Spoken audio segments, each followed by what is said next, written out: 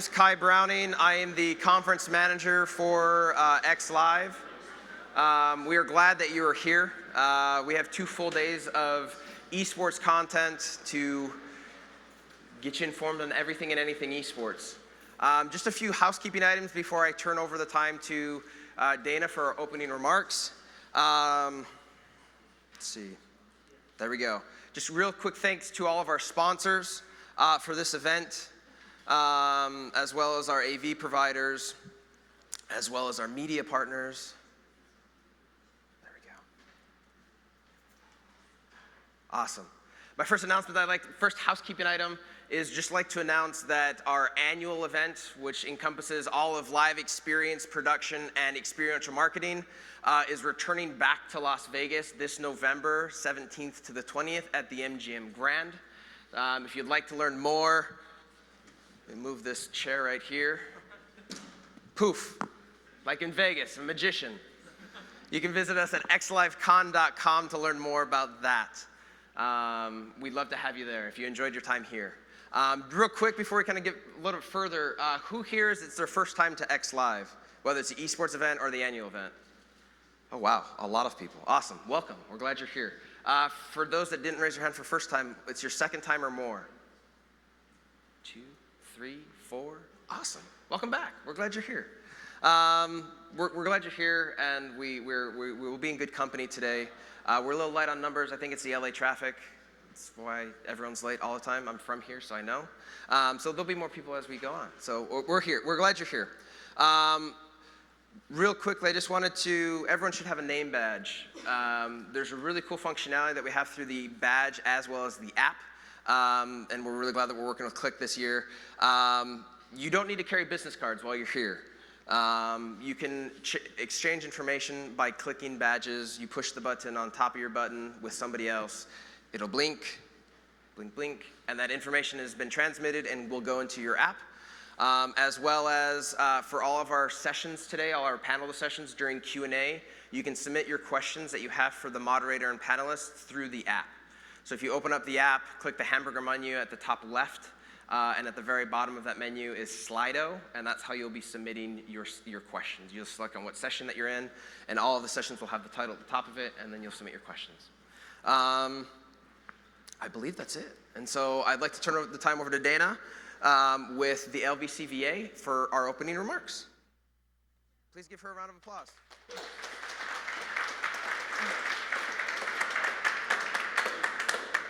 Thank you, Kai, and you're always welcome to be a headliner in Las Vegas. We would love to have you.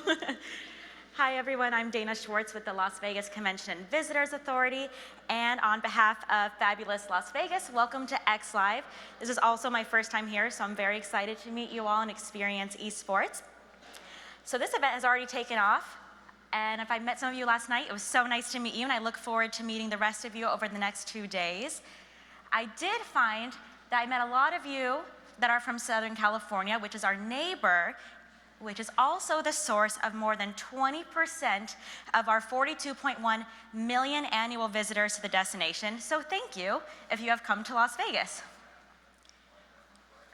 So when you think of Las Vegas, you probably think top-notch dining, entertainment, our fabulous shopping, our spa amenities. And yes, all of this is true, but we're also the premier location to attend a meeting or conference like this one.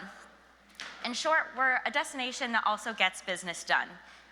And one of the great things about Las Vegas is we are a city that is continually evolving our resorts, our marketing, our business models. Which brings me to sports special events and esports. This will be the main focus for tourism marketing over the next several years, and we look forward to expanding our reputation as a sports and esports capital. But we have been a top sports destination for decades, with longtime staples like the National Finals Rodeo, Championship Boxing, NASCAR, and AAA Baseball, just to name a few. But if that doesn't do it for you, we've also added 4 new professional franchises to the destination with the NHL, Go Knights Go, NFL, WNBA, and the USL leagues, which will only add to the reputation, and there are countless opportunities for growth. Esports is obviously a great fit for Vegas, whether hosting a live competition, a fun conference like this one, or maybe a festival of sorts. We look forward to a successful event here at XLive Esports Summit, and we hope to continue this progress when we host the XLive Annual Conference in Vegas, like Kai said, which is November 17th through the 20th at the MGM Grand. And while you're in town, please take the opportunity to explore some of our outstanding venues that cater to the esports phenomenon, like the HyperX Esports Arena at the Luxor, or the newly opened Rematch Gaming and Entertainment environment at the Link Hotel and Experience. So game on, have a wonderful conference, and I look forward to meeting you all.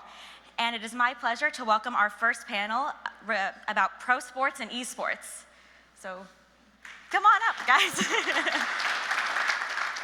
Thank you.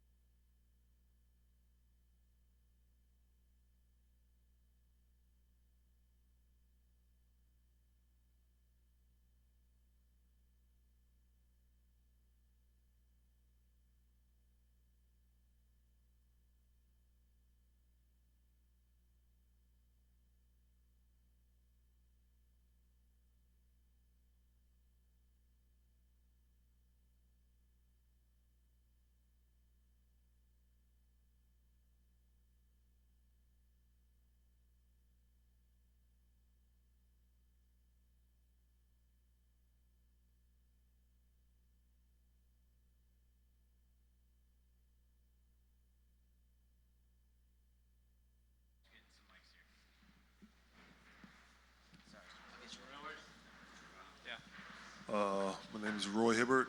Played in the NBA 9 years. A Twitch streamer now, working with Wombo Sports. Very happy to be here. So yeah. My name is Bob Molhoek. I'm the founder and CEO of Wombo Sports, a non-traditional esports team that's comprised primarily of professional athletes and musicians, entertainers, and influencers, and people like Roy. We're really at the convergence of the topic today. My name is James O'Connor. I'm the founder of the Pittsburgh Knights. Steelers invested in my company. We're in their offices, and we're building the Steelers in a digital sense. My name is Justin Hoeveler. I am the founder and CEO of Play Your Game Collective, which is a esports camps operating company. Fantastic. So I'd like to have each of you kind of start things off and tell us a little bit about how you got here today. What was your sports and esports journey like to get you to whatever your position is now? Sure. So I come from the traditional sports camp operating world, where working for a company called US Sports Camps, which operates Nike sports camps across the country. Been there for about 7+ years, and just saw this opportunity and this incredibly exciting and kind of undeveloped developmental space in esports. And so we started esports camps about 1.5 years ago, and trying to take kind of the best practices from traditional sports camps and the value of connecting great coaches and players in kind of a unique summertime experience, and roll that into esports, where developmental opportunities have been a little bit short. And yeah, so that's kind of where we're at. About 2 years ago, I decided to do something that I've done for a very long time, which is manage and run esports franchises. And I set out again to do it after I returned, and said I wanted strategic partners. So I identified the Steelers as one of them, and set out on a journey to build a product that they would co-invest in and help me with. And so now we are in their offices, and we are looking at, the last 7 months have been pretty quiet, because I'm basically going to the Harvard of sports and just trying to understand everything they're doing and apply it to something I've been doing 1/3 of my life, which looks like talking to the head of HR and asking her to give me all the job descriptions of their departments so I can audit all of what they do and how they structure their company.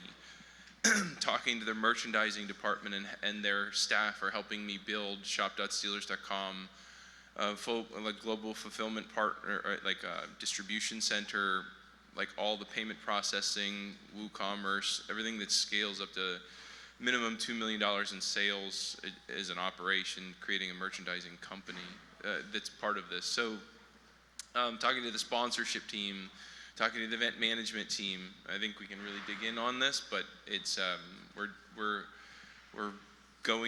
auditing every process that they do and seeing how it applies to esports. I spent a lot of my career in the marketing and advertising agency business, and over the past few years had been launching products globally, and what I kept hearing from CMOs was, hey, what are we doing for content marketing, and what are we doing with influencer marketing, horizontal or vertical, and hey, we need to be in esports, but we have no clue what it is or how to do it. And on a parallel path was working with now one of my co-founders, Matt Burke, who was an 8-time Pro Bowler and Super Bowl winner with the Baltimore Ravens. And I was explaining Twitch to him, and he said, oh, that's so funny. You know, even when I retired 4 years ago from football, you know, every time we're leaving the locker room, guys were like, hey, what time are we logging on tonight? And getting online and what game, and that was when it was a lot harder to even do that. And so it was really that moment where we said, hey, we should just partner and create a channel and bring all those athletes together on a team to solve all those marketing issues that a lot of endemic and non-endemic brands were looking to solve, and help guys like Roy that love to play games even though they're professional athletes and do other things. Oh, well, I don't have the background like you gentlemen have. I just like playing video games. You know, you know, when I play Call of Duty, if I had a 20-2 game, I'd take a picture and post it online, and it kind of trickled down and met Wombo, and now I'm able to stream for them. I think post NBA career, I think I want to build another fan base. So starting from the ground up with Twitch and Wombo and getting that done. So hopefully I have a good page to look at. So, but yeah, that's why I'm here. Fantastic. So Justin, I'd like to start things off with you. So for probably many of us, if not all of us in the room, you know, you first started playing sports when you were young. You first got exposed to sports when you were young. You probably did the exact same thing with gaming. I remember getting my first gaming console, I think for Christmas when I was 5. I think my dad bought it for himself, and it was an excuse, oh, this is my son's gift. But you know, from a young age, that's how we grew up and got introduced to these things. You work for and have been involved with Nike sports camps. That's one of the largest, if not the largest, youth sports camp, traditional sports camps in the country. How did esports come on your radar, and what have those camps begun to look like for the next generation? Sure. You know, esports came on my radar when, you know, just looking at ways to continue to push the envelope with what we're doing at US Sports. So we've been around for 44 plus years, operating kind of a very similar model. Like I said, connecting coaches, college coaches, individual skill trainers with kids aspiring athletes that want to get better in their craft, right? Whether that's making the varsity team or just kind of enriching their enjoyment of sports. So, you know, we've been doing it for a long time, and we're growing, and it's just, but, you know, generally speaking, how do you continue to kind of push the envelope? What else is out there? Where can we leverage what we do well, which is connecting coaches and players and facilities in other areas? And obviously kind of the sports and technology space has just been really exciting to follow as new apps and kind of new teaching aids have been created. And as I, you know, became more involved and more of a student of what was going on in the industry, you can't help but ignore just everything that's going on in this amazing esports world. And then when you think back to like kind of what we do well, you know, there's just a lot of parallels, right? And so, you know, not everybody's a traditional athlete. Not everybody enjoys playing sports. And so the value of teamwork and leadership and commitment and doing something bigger than yourself certainly applies in esports. And so, to me, trying to create those opportunities for aspiring gamers to connect with coaches and teams and these, in the industry is just really compelling. So that's what kind of led me to esports and what we're doing. I think one of the things that certainly drives youth sports participation and fandom is being able to see or dream that one day this is something that I could do professionally. There's something to strive for, and that has traditionally taken the form of sports franchises. So James, I'd be really curious to get your thoughts on, you have built a franchise, as you mentioned, with the Pittsburgh Steelers, in a city like Pittsburgh that has 3 professional sports franchises. How did you select Pittsburgh as a city to do that? How have you been embraced by that community and providing a team, a venue, an organization for the youth to aspire to in the Pittsburgh region? So I'm from Pittsburgh, so it's pretty easy. I left for the Marine Corps. I came back 14 years later. I decided to come back home and build it. So I actually didn't plan on getting back in esports. I was in economic and business development, and my wife told me it was blowing up, and she met all my friends at my wedding. So when I played pro, so she convinced me to go back in, and when I did, I looked at the model, I looked at the market, and I saw Activision Blizzard focusing on localization with Overwatch with a plan and partnering with pro sports teams, and I said, the traditional sports teams are going to have no way to figure out how to integrate with a gaming community. That's a giant disconnect. How do we if they all the benefit that I know that you get within a sports team that could support game developers, I thought, no, there's got to be an aggregator. So that's what I thought that I could be, and for franchises, but also non-franchise games and events. So I really set out to just kind of see the way that the Steelers and the pro sports teams within Pittsburgh are engaging with their fan base, and then see the way that esports teams are engaging with their fan base, and see the disconnects, and try to take both sides and put it together. And we're still doing that. It's early. But a lot of the groundwork has been done. So as far as I figured, I just want to kind of focus on my local area. Even though we look at ourselves as like a Manchester United, a global brand, we really wanted to do. I wanted to celebrate the localization strategy that we were building. So like the first thing, the mayor's office did a Pittsburgh Knights Esports Day on March 13th, which coincidentally happened to be my birthday. So so they celebrated us as an official team of the city. So we work closely with the city to just, with the Visitors Bureau, with the Sports Exhibition Authority, with a lot of the community groups to try to figure out how we were building it. So there's a lot of community discussions on that. And so I just think that, I can get more into it, but the general sense is we think that esports is digital, but we think that an event product and management company focused on bringing families together through gaming is really critical to building community locally, online and in person. Well, there's community gathering facilities, whether it's a local rec department that people can go, when you're young and play in a soccer league or a basketball league, there needs to be that type of physical space that gamers from a young age can come meet other people that care about it in their community, and that parents and families can be engaged with that as well. Community is something that I think is so important when you look at the industry across it. And Bob, I think you've done a really interesting job of taking individuals that have maybe existed in a completely different community from gaming and brought them together. Could you speak about what that has looked like, who all is there, and how have you seen those communities merge? Yeah, I think at the highest level, there's a powerful dynamic where, I don't know if this is true for Roy, but I found that professional athletes want to be musicians and musicians want to be actors, and actors want to be pro athletes. And for the athletes or other influencers we work with that play games, esports pros fit right in there. And so we have 4 Fortnite pros on our team in addition to the athletes and influencers. And the joy that a 300-pound offensive lineman has playing with our 16-year-old, #1 high school Fortnite player in the country who's maybe 5'4" and weighs a $110 soaking wet.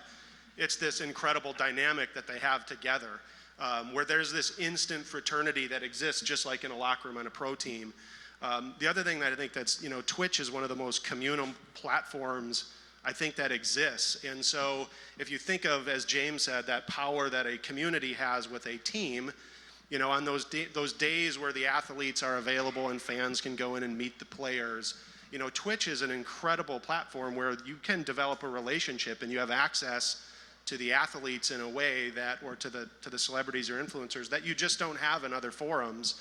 And what we've found with those pro athletes is, if Roy has to go to a Piggly Wiggly or to a Hy-Vee and sit behind a table and sign autographs for 2 hours and take a picture and say, hey, stay in school, little Timmy, that's awkward and uncomfortable. But, if you watch Roy's stream, he's pretty good chilling playing Apex. And if he's doing that sitting next to a 12-year-old kid or a 45-year-old kid, that's a way more powerful interaction and relationship. So you had mentioned, and it's something that I have seen, and I think it really fits in well with the topic that we're discussing today, the convergence of traditional sports. But I think it also expands beyond that: music, film, media as a whole, entertainment. That you see people going from one industry, and in esports being something, and video gaming that everyone is gravitating towards. Roy, as you played growing up, as you played in college and then professionally, what did gaming mean to you? How did it positively, negatively, perhaps, impact your playing career? To be honest, I loved playing video games since I was a kid. My fondest memory was getting a NES and playing Duck Hunt, and everything like that. So I've had a love with video games for a while. But I can honestly tell you, being a professional athlete, just like everybody, you have your good days and bad days. I played on a very bad Lakers team, and we lost probably like 8-9 games in a row, feeling down and out, questioning whether I could do this. And my outlet literally was playing Rainbow Six Siege, after games, or, staying up. We get home from a road game 2-3 in the morning, we have a day off, I'm gonna go ahead and play some Call of Duty, get my mind off this. So with the growth of esports and video gaming becoming commonplace with Twitch, seeing the fact that I see, I hear, parents used to say, stop playing video games, go outside. Now you can make a career out of this. So I'm trying to get my second career going on now. And I'm not a great streamer, I'm working at it, but I feel like it's really good to build your confidence up and to also just have fun and relax. But I could also rage quit and throw the controller at the same time. So yeah. Have you seen many of your other former colleagues and teammates also embrace gaming or see it as a way for them to continue their career, their playing career after retirement? I mean, I had an agent that always told me, focus on basketball. You don't want to do too much because people think you're not focusing on the game too much. And I unfortunately did not take advantage while I was playing, streaming on Twitch and everything like that. I wish I had a team like Wombo with me while I was playing, but at the same time, I've seen guys who are the biggest basketball fans, like MVP candidates, cry when they lose to a teammate in FIFA. I think video games, touches everybody in a different way, and I think it's great. I think the fact that there's 21-year-olds streaming on YouTube and Twitch, making 6 figures a year, I'm just like, man, I wish I had that type of talent. I wouldn't have to run up and down the court all the time. You had mentioned that I think it's always been when you're growing up and you're young, you aspire to be Roy on the basketball court, and now you have the opportunity to aspire to be Roy the streamer after you retire, or even that is your professional career. It's important, though, that parents begin to accept and recognize that this is something that is just as important as playing in your local rec soccer league when you're growing up. Justin, as an organization that has long run those traditional sports camps that parents have always recognized and seen that value in, how have parents embraced or not embraced this idea of gaming as a way for their kids to develop into better people? It's a great question. I think we're still in the early stages of that, of really understanding that. I think there's early adopters out there in the parent world that really embrace kind of what we're doing and want to support their child's gaming habits. Obviously, as we know, there's been a stigma with gaming and spending too much time in front of a screen and the tech backlash. So I think we're still in that early adopter stage. I think as this ecosystem continues to grow and you see large organizations raising money to organize high school and middle school competitions, and we'll see a shift in how parents think about this. I think as parents see their kids engage and be part of a team and get all of those benefits, it's only going to kind of remove some of that stigma that's still there. But we'll see. James? So I think it's partially on the developers to create in the leagues to create a path from amateur to pro, so that parents can see a path where there is an opportunity to monetize what they're doing with their time and getting value out of it, or at least attaching education to it, like as like a conduit to other learning opportunities. Get good grades, you get to do X. Because I know as a pro player, I played 30 pro seasons of Counter-Strike. I can tell you what I've learned out of playing video games has been extremely valuable. Developed me as a person and as a leader. And I think that it's an amazing playground that allows for a lot of team mistakes, and anything can happen, will happen, because it's just such an open system that you learn a lot about how to interact with others, and there aren't a ton of consequences physically that are limiting you on that. But specifically to solving the education process, that's one of our goals, is bringing families together through gaming. So for example, one of the events that we're hosting is in August 1st through 4th. We partnered with a company that has about $2.5 million worth of pinball and arcade games. They go out and they beat you to buy the best refurbished of old games. And so they have old console games all the way up. So we're pairing new gaming with it.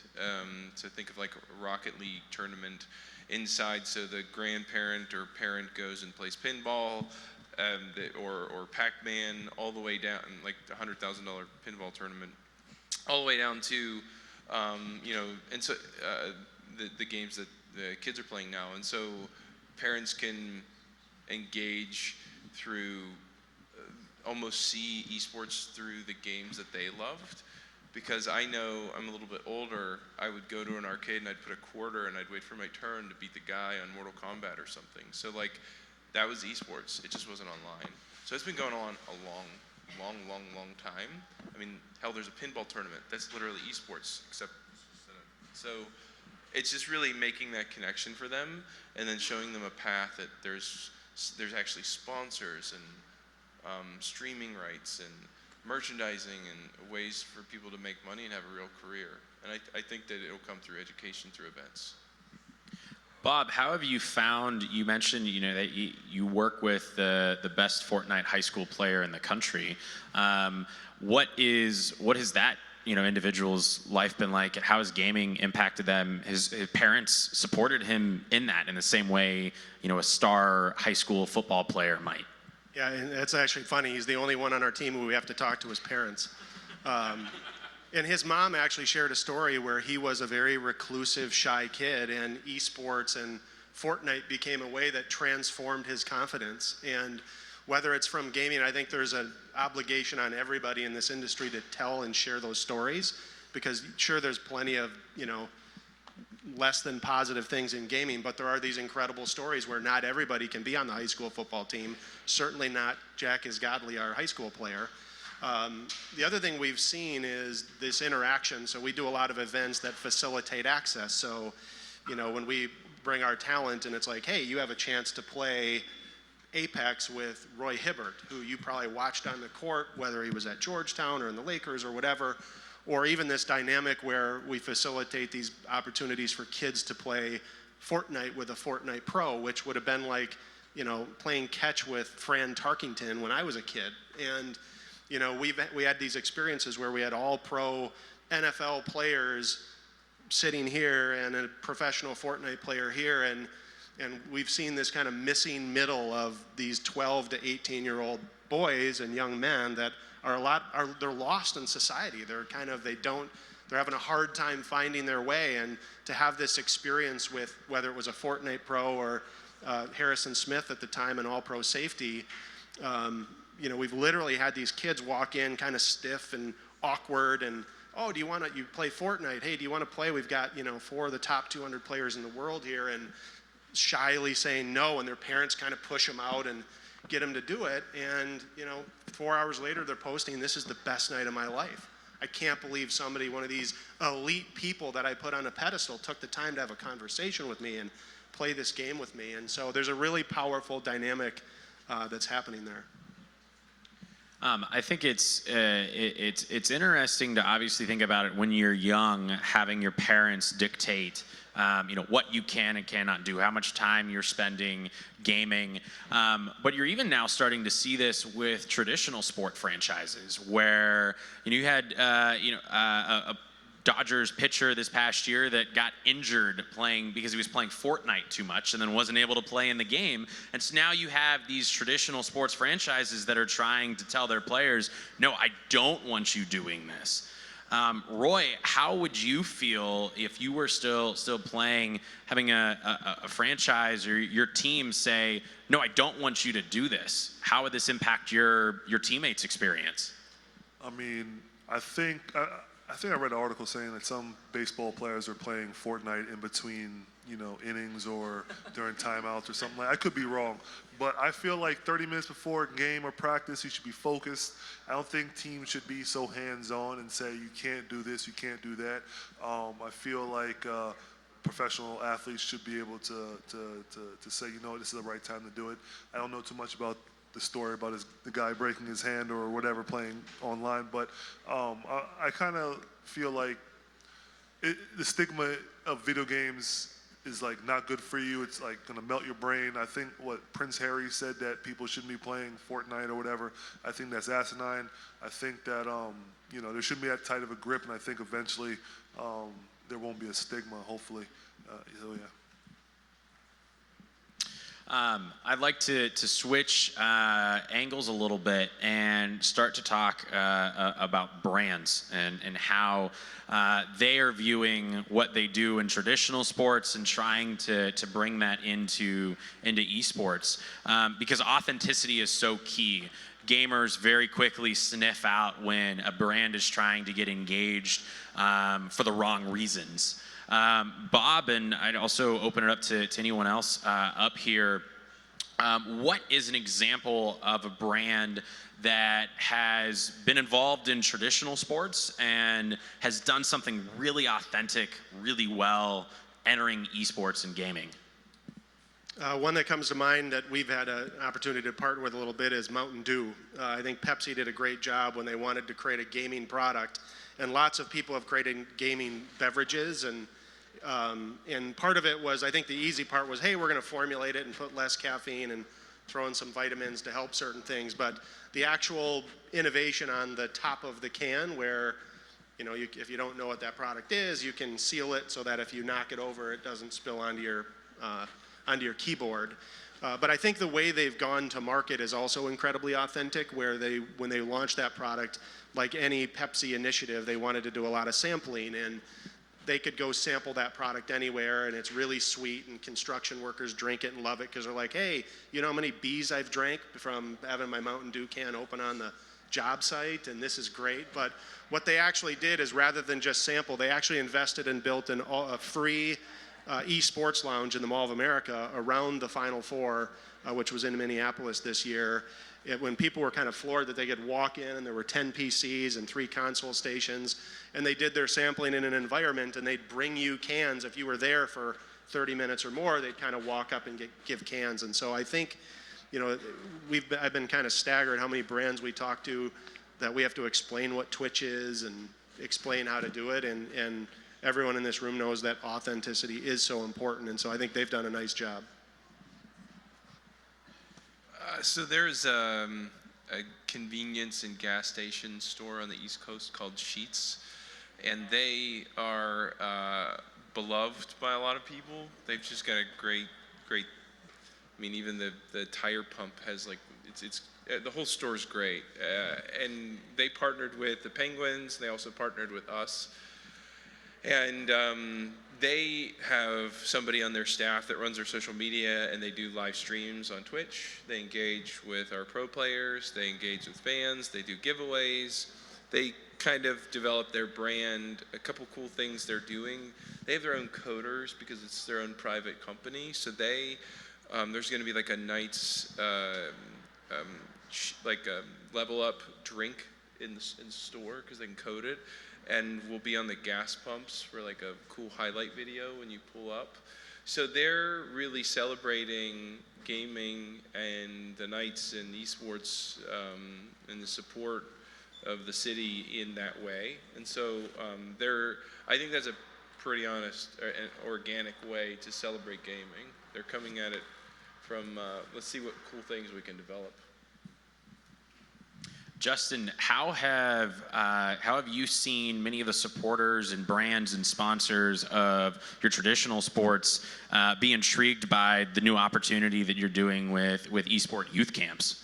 Yeah, I was just going to say real quick. I mean, I think what's also interesting is the way that like a brand like HyperX or a company like HyperX has gone the other way, right? And they're obviously endemic to gaming, but seeing them sponsor the NBA Saturday night stuff and have ambassadors like Gordon Hayward and Joel Embiid. And for me, as I kind of think about this space, seeing a brand like that go the other way has been really interesting. So, everybody talks about the non-endemic brands coming into the space, right? But I think a way for the space to continue to grow, in addition to guys like Roy streaming and traditional athletes really building their gaming presence, is seeing brands like HyperX reach across the other way. So, the other brand that we work with at US Sports is Nike, right?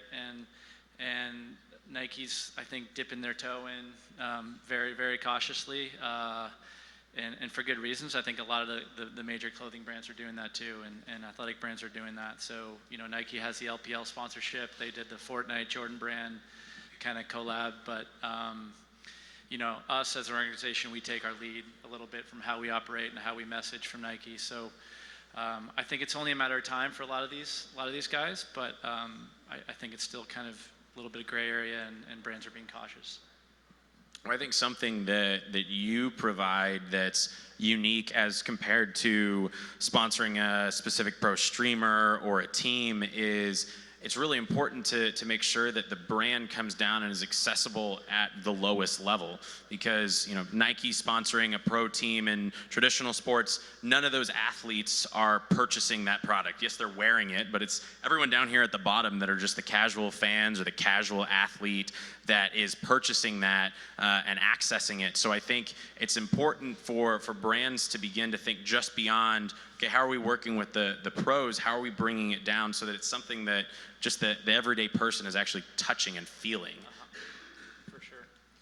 For sure. Yeah, I mean, that's kind of the core of our partnership with Nike, right, in the camp business, where we do 100,000 campers, and Nike's getting a touch point, and our other partners are getting a touch point to those campers, through meaningful experiences. So yeah, the trickle down is definitely important in the esports space as well. James, I think you had something to add there. I was just going to mention that I think that the thing that I look at traditional sports and how much money involved in brands, there's elevated levels of engagement, and I think that sponsors are looking for more return on their dollar and from an ROI standpoint. And so what that means is that just plastering your logo in a stadium is great, and it might be on camera for a second, but how can we elevate that? And I think that esports is it's creating some imagination around how people are actually integrating with brands, specifically around fans starting to understand, oh, this person wouldn't be able to play at this tournament. They're directly supporting the person that I really like. So, for their Fortnite player, if, Sheets sponsored them and, and they couldn't, it didn't make financial sense to send the kid to, 25 tournaments, but because Sheets enabled it to happen, all of the kids directly feel like a significant portion of Sheets' support. Therefore, they're going to pick that brand over anything else. The brand affinity and the brand loyalty is extremely high within esports. They'll do anything you say, like the customers. So it's really just about finding experiential, integrated, honest marketing where you have an action plan on deliverables, and I think it's very successful so far for brands that have taken the leap with good partners. For sure. James, I have another question for you that I think, given your background and your time in the service, unique to kind of offer some thoughts on. The military has always gone hand in hand with traditional sports, and you see different branches now trying to make their way into esports. How are esports being embraced and integrating the military into that culture in the same way that traditional sports is? So I met with the Army's group. So I used to coach Counter-Strike. When Microsoft held their first ever academy, I taught it. But so the Army's trying to figure out how they can make an esports team. They have one now. So I could join the Army and go play Counter-Strike. Like, it's a thing now. So I wish it was when I was in the Marine Corps. Because I spent all night playing and then up at 6 a.m. So that would have been great. So they are using it as a recruiting tool, and they are using it to compete just like they do with football, with like Army versus Navy. So they're developing. They're actually partnering with us on our events, and I have a call with the Marine Corps on Friday. So we'll see what happens. There you go. I'd like to pull it back out a little bit and kind of talk high level before I think we open it up for a couple questions from the audience. But from each of you, what is one lesson that you see traditional sports can learn from esports and that they should start doing now? Oh, let me think about that one for a second. Can you say it again? What is one lesson that traditional sports can learn from esports and that they should integrate into how they operate now? I can kick this off, at least from my own perspective. So if you look at the Cleveland Cavaliers and how the ownership group thinks about their sponsorship team, they own multiple sports products, and their sponsorship sales team sells across multiple products. And so they use their core staff to basically manage other properties. And if you think about what the Steelers are doing, they're assisting with their core staff, the people they're paying on a payroll every day. They're 200 and some employees that have extreme expertise, and they're using that and leveraging that to create and assist incubating a new business. So they're looking at how they can use their resources and move into the space, and then they're finding. So I think you're going to see more traditional sports teams do this model. Once they start hearing like more what the Cowboys are doing with Jason Lake and what I'm doing with the Steelers, they're gonna see, oh, you know, either I want to own the whole thing or I want to own a part of it and I want to leverage it. As far as what they need to do, they need to get a little bit more tech focused. I'm going to make a really aggressive claim and say that when I look at game developers and I see the amount of coders, I would love to see, you know, the NHL, the NFL, and the NBA, and the amount of tech focus they have on how they're going to be creating their digital products. So when I think of a game and I think of, you know, like Juju catching a football, how fast did he run? How hard did he get hit? You know, there should be a lot more biometrics on the screen. And so if you look at an Overwatch game and you look at their observership, you actually see, it's so cool. They actually have a person dedicated to going in and taking the game as it was played on the screen, what you saw, and then manifesting it almost like a Disney animation studio where they enhance it. And I'm gonna be old, like a pow and a bang, you know, like they're doing cool enhancements that are elevating observership. So when you see that tech-focused product, you know, when Roy was playing basketball and he dunked the ball on somebody's head, or I looked it up, the you know, the block that you're proud of, you know, that was really important and very impressive. So like that could have been like super enhanced, you know, in some way. Or how are they doing that? How are they enhancing the broadcast? And one last thing, when I watch Roy play basketball and I see a television, it's one way. I hear the crowd and I'm really excited, but when I see live streaming and media, I see the chat and I see it go really fast and I don't know what the hell they're saying because it's 60,000 people typing, but it's a wave and I feel it. And when somebody does something silly or stupid, you know, they're all trolling all together. And so I really think that broadcast is going to be something that they really need to evolve, if I were to pick one area. Yeah, I mean, I come at this from the youth sports space, right? So I think in today's world, like I was just reading this Aspen Institute sports report, and there's just kids that are specializing way too early, right? They're picking one sport when they're 5, 6, 7 and focusing on that sport. So I think, you know, what's cool about esports is that there's a bunch of different games that you can try and you can try to figure out and see kind of, you know, where your passion goes. So, you know, not to say that the one sport model is wrong. You have like a Tiger Woods, right, who hit balls from 2 years old till today, and you know, obviously his body kind of gives out at some point. But and then you have the Roger Federer who, you know, tried every different sport, and you wouldn't be able to tell the difference because they're both the greatest in there. But I think just trying multiple games, that esports allows you to do is really important for youth development in traditional sports. I'd say I think, you know, pro teams are, what we've seen a lot of them trying to do is emulate the esports teams in a sense that they want to try to use their athletes in the same way esports do. And the difference is most esports athletes aren't making $5 to $10 million a year. And so to ask those esports athletes have a willingness to participate. And so I think the traditional sports teams need to just realize, we've talked a lot about this a lot, how communal those teams are. That a team like the Packers or the Red Sox, it doesn't matter what players are on the team. It's always the Packers or the Red Sox. And so the focus, you know, the Minnesota Timberwolves spent 15 years promoting Kevin Garnett. And whoops, now he plays for the Celtics.